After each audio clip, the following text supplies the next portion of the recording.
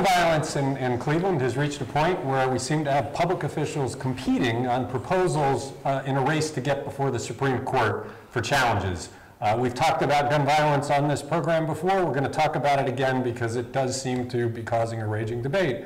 Welcome to the Opinion Show, where we get together with members of the editorial board of the Plain Dealer and the Northeast Ohio Media Group to talk about issues of the day. I'm here today with Opinion Director Betsy Sullivan, Deputy Editorial Page Editor Kevin O'Brien, and editorial writers Chris Evans and Sharon Broussard.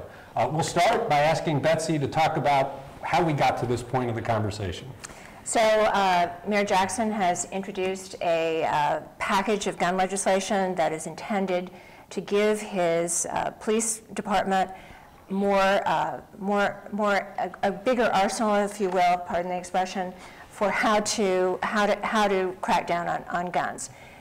This is in the context of the state Supreme Court basically telling Cleveland and other municipalities you can't enact your own gun laws because state law preempts, even though Ohio is a home rule state and in the Constitution, in theory, you have that right. So I think we have to interpret this that the city of Cleveland wants to test the extent of that ruling yet again. This package had a lot of elements, some of them not relating to guns, but things like stench bombs and brass knuckles. Brass knuckles, right? But the principal features of it are that if you want to purchase a gun, you have to wait 90 days in the city of Cleveland to purchase a gun, that you have to register yourself as a gun owner, and that you cannot purchase guns if you're a felon, which actually accords with many other laws, but this would essentially enable the Cleveland police to arrest for that.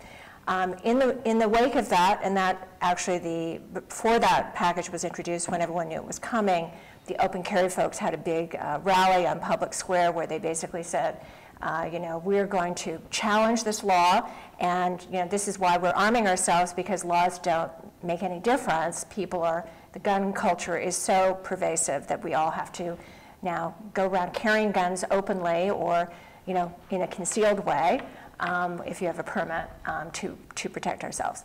Then we had Zach Reed, one of the city councilmen, coming up with his stop and frisk, which he later amended to stop, question, and frisk proposal based on something he perceived had been very successful in New York City, even though perhaps he wasn't aware that that hadn't passed constitutional muster and had been shut down because it was essentially violating people's constitutional rights because they were being stopped for no good reason other than that they looked like they weren't white to see if they were carrying guns. But from Zach Reed's point of view, this is, I think he sees the gun culture to be so pervasive that something radical needs to be done. So that's probably why he put it on the table. Yeah. So that's where we are.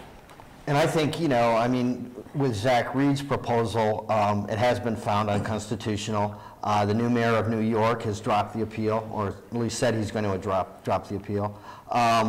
But to me, it speaks to this bigger issue where you have a black council member who represents a ward that has a lot of black residents in it who would be targets of this policy. The fact that he is so frustrated by the by guns in his ward, that he would actually seriously suggest something like this. Yeah, he's desperate. Right, and let's not say guns in his ward, dead bodies and injured people in his ward. In fact, he said that. As a result of the guns, and that's why.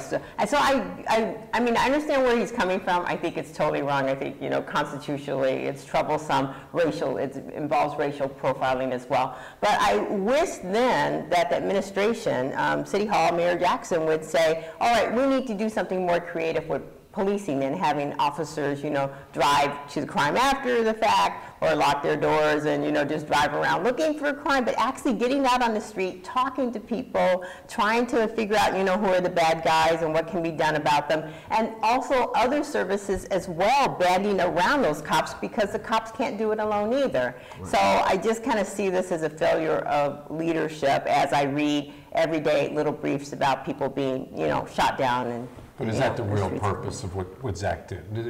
Do we really think Zach believes in stop and frisk, or is he really trying to provoke the discussion you just mentioned, to try and get Frank Jackson to focus on this issue by bringing pressure. Yeah, that's a good point, because I will say that for the last 3 or 4 years, he and Jeff Johnson have been holding these various community meetings around violence in their wards, and you know, I'm sure this is And I part think of it's that. important to note that other proposals he's made, like having the closed circuit TV cameras, have not been implemented. That's true. And I know that he's very frustrated about that, and that proposal actually makes a lot of sense. It's Right. simply that the city doesn't have the resources, or isn't applying the resources to that.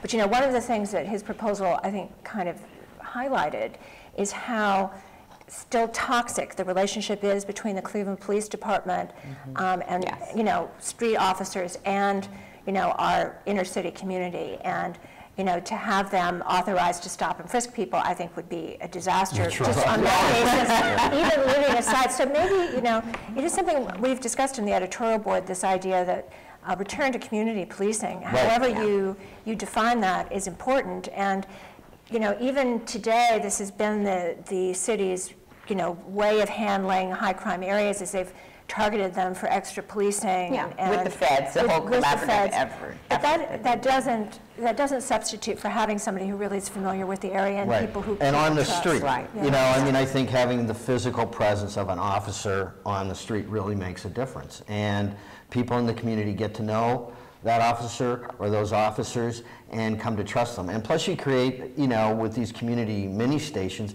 you know, a safe space in the neighborhood. Yeah, but it's not a big enough safe space. Let's take Zach Reed at his word just for a second. Hey, maybe he's playing a long game, maybe not, I don't know. But let's say he's genuine about the things that he's proposing. And let's say I think Frank Jackson is very genuine about the things he's proposing. I think he really believes this stuff can help. They're doing what officialdom or government can do. They're engaging in activities or ideas that government can accomplish. They're not looking for any bottom-up solutions. They're looking for ways that the top can command the down to do something. It's not going to work. It's doomed to failure, all of this stuff. And part of it is the reason why, if Zach Reed's proposal went through, which is not going to do, and it's as unconstitutional as the day is long, if it went through, though, there would be a lot of people in those neighborhoods who would say, wow, I'm glad they did that. And the reason is because those neighborhoods are dangerous. Certain neighborhoods are dangerous, and the dangerous people control the neighborhoods. And no amount of community policing or moving in mini stations is going to be able to cover all the ground that would need to be covered. So those folks would look at it as, well, this is a good thing that they've done this. It's going to keep the hoodlums at bay a little bit. Yeah, and that's why I said it takes more than the cops. I mean, I listened to a Mike McIntyre show today on NPR about the heartless felons. He had 3 former gang members on, and they were talking about why they chose to join a gang and do the things they had been doing. And they all talked about empty refrigerators, not being able to get jobs. I mean, just this kind of deprivation, which, you know, you don't quite understand considering there are food stamps and things like that. But, you know, deprivation that kind of drove them into these things. So, you know, you could have a cop on every block if you don't also have social services, I think, that are building communities up the way you have to build up broken nations. Nation building, community building. I don't think you're going to get anywhere with just the cops. It does have to be, I think, an entire, you know, effort to, you know, help save some of these neighborhoods. And I want to get this back to something Betsy said at the beginning about the challenging the state law. Cleveland's done that once already. They had a series of gun laws, gun safety pieces that they fought through the Supreme Court and lost. The Supreme Court ruled these are in violation of state law. The package they've come up with this time, and the state law basically says you cannot pass a gun law that is more strict than what's in the state law. So what they've come up with this time, there's some creative pieces. Having convicted gun felons register is not, I don't think anybody would say that's more restrictive than state law. These are felons, they're asking them to register. Where it seems like they cross the line in a big way is you can't buy a gun more than once every 90 days. That is more restrictive than state law, and it's, practically speaking, it's more restrictive than any place outside of Cleveland. And the Buckeye Gun Association has said they'll challenge that. They expect to win, given the history. And I wonder why, if you're really looking to be effective in what Kevin is saying, that they're trying to manage this from the top down, why you would include something like that that so obviously does go beyond the state law and given the Supreme Court precedent from before, because it could invalidate everything they're doing. I think that's why I think that this was intended to be another challenge to the Supreme Court ruling, which, you know, we have editorialized, that is our editorial board's position, was the wrong decision by the state Supreme Court based on home rule issues. You know, I looked at years ago the jurisprudence over sentencing to death clearly mentally challenged people.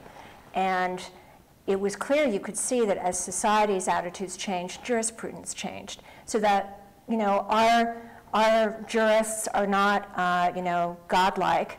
They are influenced by public perceptions, and especially in Ohio, where our Supreme Court is elected, I think they're influenced by public attitudes. And if public attitudes change at some point and become much more, you know, intolerant of the very loose laws that we have, that even though, you know, and I know very well that Kevin is one of those who feels that gun laws, you know, aren't going to be effective given the number of guns. But I do think that there are ways to tighten down on those laws, both at the federal and state and local levels, to make it harder for people who aren't authorized to have guns to get them, to make it easier to prosecute those who have sold them illegally or acquired them illegally. Well, let me pose a question to Kevin and Chris, because they're so polar opposite on this. What is the practical effect of telling people they can only buy one gun every 90 days when the bulk of the people committing gun violence can't legally buy a gun anyway? That the people who are using these guns on the street are not going to gun shops to buy them. What does that really do? And Chris will go first, and then you. Apparently he will. I think I mean, it may be quixotic, but I think what Betsy's saying is true. I mean, I think the mayor is trying to start a fight here and put some kind of control on access to guns, legal access to guns. And, you know, the fact is there are no gun stores in Cleveland. But we do know that there are obviously gun stores in the suburbs, and several of them, Atlantic Gun and Tackle is one that jumps to mind, is a place that the police know, the feds, everybody knows. Multiple purchasers go there, straw purchasers go there, and they buy guns. And then they come into the city and they sell them. And I think by trying to reestablish some kind of a home rule on the access to guns in Cleveland, you know, is a start dealing with this illegal gun trade. All right. So no, there is no practical effect, I think is what was just admitted, because the gun shops are not in Cleveland, as you mentioned. The purchasers that they're trying to block are not going to abide by the law anyway. Straw purchasers are going to go to a store someplace, if they want to go to a store at all, and, you know, buy the gun outside of Cleveland, and presumably they'll bring it back in. But the city isn't proposing anything about having possession of more than one gun in 90 days. They're talking about sales. So they don't even have jurisdiction over the areas or the places they're going to be doing the selling. Well, I don't see any practical effect at all. But I think, you know, it's part of a process, and I think the county does have control, that these are in Cuyahoga County. And I think if you change the strategy a little bit and you start looking at where these guns are coming from, I mean, they're coming from federally licensed dealers. And I think Frank Bova, the sheriff, I think if you can put together a task force, sort of like VGRIP, where you're working with local law enforcement, the county law enforcement, and federal, you can start targeting these dealerships and getting these straw purchasers. Processes are great, but the problem is when you pass a useless law to do something process-oriented, then you just have a useless law on the books. So I wanted to ask you, Yep. you feel very strongly about these gun laws. What is your solution? What would you do to deal with the flow of illegal guns on the streets of Cleveland and stem this tide of violence? What I would do would not be to limit people's constitutional rights to protect themselves. The Bill of Rights is an a document full of interlocking good things that are limitations on government and freedom for the individual. If I can protect myself the way that I see fit, whether in public or on my own property, I have much less to worry about whether the police are doing their job, et cetera, et cetera. So that's what you So want. I'm not going to pass gun laws to restrict people's ability to protect So themselves. what do you do? How do, Well, you gun up. I mean, I am the fine with the reality. state of Ohio's situation the way it is right now, which is this home rule thing is nonsense. The constitutional right to possess a firearm. You're ducking my question. Look, clearly, nobody would deny there's a problem on Cleveland streets with a whole bunch of people that shouldn't have them killing people with their guns. What is the way to deal with that? The victims need to be able to defend themselves. So, you gun up. I mean, you escalate, and that is not a sustainable solution, because If law-abiding people are buying firearms, how is that escalating?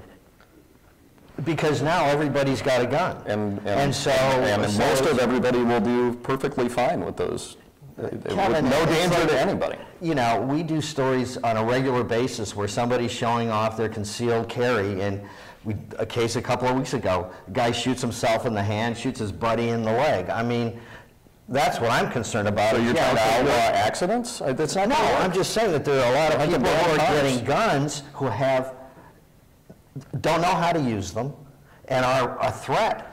Well, maybe if we quit stigmatizing them, people would get them and go get the training and get today, out of here. while we're speaking even, there's a big rally in Washington, D.C. highlighting the connection between domestic violence and legal gun ownership by the intimate partner of the women who are being shot. And based on some statistics that were emailed to me today, a study in 2010 said that more than half the women in Ohio who were homicide victims were shot by, their domestic partner. So, I mean, that does say to me that people who are legally obtaining guns are a source of violence, using Do those we guns know when that they were legally obtained? We don't, but we can, mostly. We'll assume that for purposes of argument. For purposes of argument. I we will prefer assume not that. to, but you can do it. We're out of time, and I would like to say, before this began, I predicted that Chris and Kevin would not be in agreement on this issue, and surprise, surprise, they are not. We're getting closer, though. I don't think so. Yeah, I think we are. I imagine we will be talking about this issue again in the future. It's not going away. We'd like to hear from you what your thoughts are about curbing gun violence in the streets of Cleveland in the comments where you found this show, and we'll see you next time. Thanks for watching.